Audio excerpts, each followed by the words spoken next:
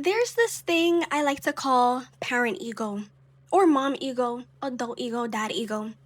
When a parent uses their position to completely invalidate everything that you're saying and make their argument completely valid.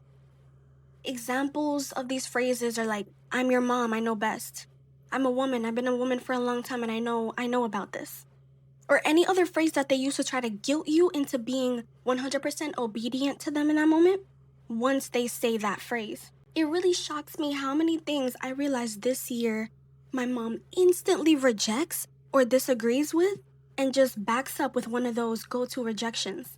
These phrases are, oh my God. The closed-mindedness is always there. It's always been there. But this is a subset of them being closed-minded because it shuts you up.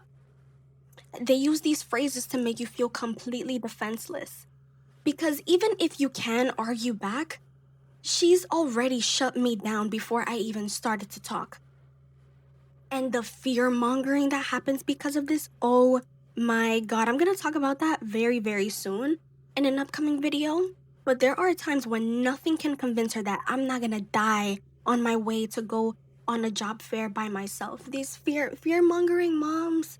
I don't know about fear-mongering dads, but fear-mongering moms, oh my God, they will guilt you and guilt you and guilt you, or try to guilt you. Maybe you're not successfully guilted, but it's still very difficult to get your way. There's so much more that has to do with the topic of closed-minded parents and them rejecting me emotionally and physically. When I say physically, it's going out and doing things, even professionally.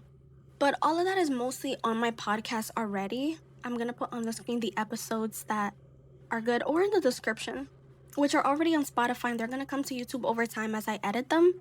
Currently drawing scenes for my next episodes, my podcast trailer.